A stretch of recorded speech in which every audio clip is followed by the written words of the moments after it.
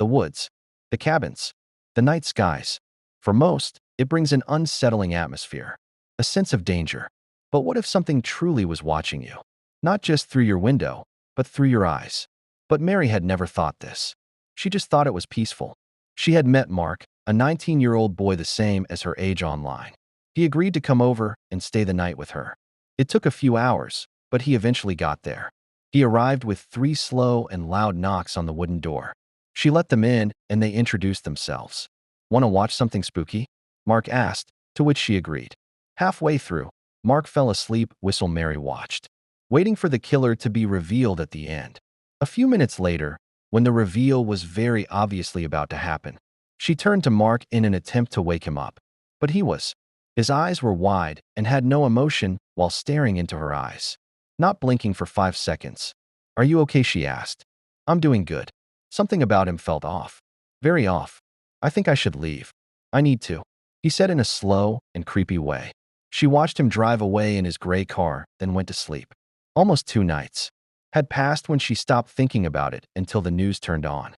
It said a murder at Connor had taken place. It had happened in a cabin not too far from hers. But then they said something worse. Prior to this, a murder also happened in that same woods at cabin number 369. That was her cabin, one of the few that were separate from the others. It was still bright out. She ran to her car and saw her slashed and now useless tires. This wasn't all.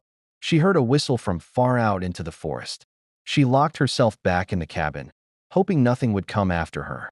Hours had passed, and nothing happened. It was now dark out and scarier. She was getting a glass of water when she saw a man in a white mask and a black cloak holding a steak knife. He walked closer to the window, then tapped on it before walking to the cabin door.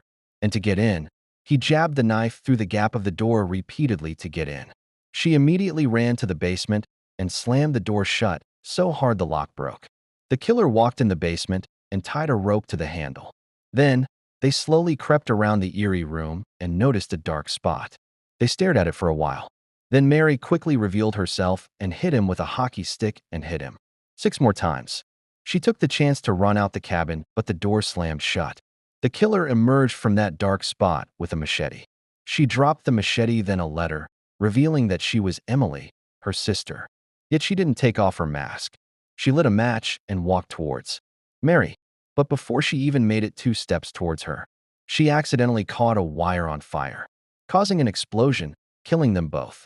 Then, it went quiet in the woods. For context, Emily had drugged Mark.